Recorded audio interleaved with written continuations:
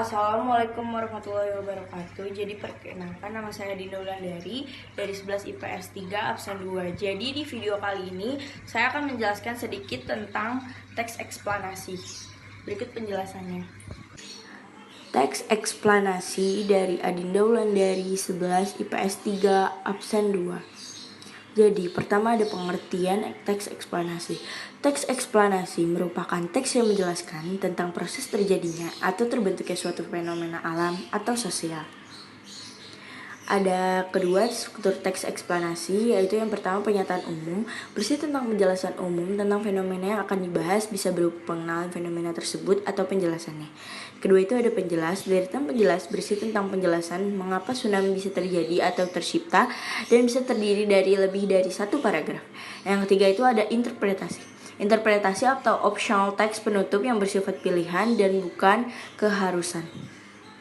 Selanjutnya itu ada kaidah kebahasaan, fokus pada hal umum atau generik, bukan partisipan manusia atau non-human partisipan. Contohnya itu ada tsunami, banjir, gempa bumi, hujan, dan udara. Dimungkinkan menggunakan lebih istilah ilmiah, lebih banyak menggunakan verba material dan verba rasional atau Jakarta aktif menggunakan konjungsi waktu dan kausal.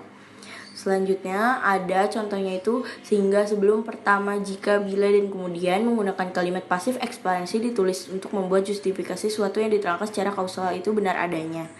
Contoh teksnya itu ada gerhana bulan adalah salah satu fenomena alam yang sering kita jumpai. Peristiwa alam ini terjadi ketika bulan berposisi dengan matahari, tetapi oposisi bulan dengan matahari tidak selalu menghasilkan peristiwa gerhana bulan. Mengapa demikian? Hal ini disebabkan oleh kemiringan bidang orbit dan bulan terdiri dari eptilika akan saat ketika perpotongan antara bidang orbit dan bulan dengan eptilika yang kemudian akan menyebabkan munculnya dua titik yang dikenal dengan istilah node. Pada node inilah yang terjadi gerhana bulan. Dibutuhkan sekitar 29,53 hari sampai bergerak dari satu titik ke opsi lainnya.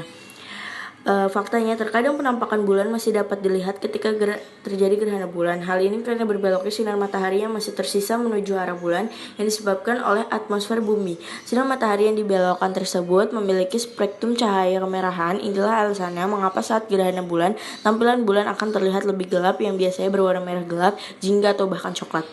Anda mengamati gerhana bulan dengan mata telanjang tanpa adanya bahaya sedikit pun. Umat Islam melihat dan mengamati peristiwa gerhana tersebut disunahkan untuk melakukan salat gerhana atau salat kusuf pada saat terjadi gerhana bulan. Interpretasi. Ketika bayangan bumi menutupi sebagai atau seluruh penampang bulan, maka pada saat itulah akan terjadi gerhana bulan, terutama ketika bumi menempati posisi yang di antara matahari dan bulan berada pada satu garis lurus yang sama. Hal ini membuat sinar matahari tidak dapat mencapai bulan karena dihalangi oleh posisi bumi saat itu.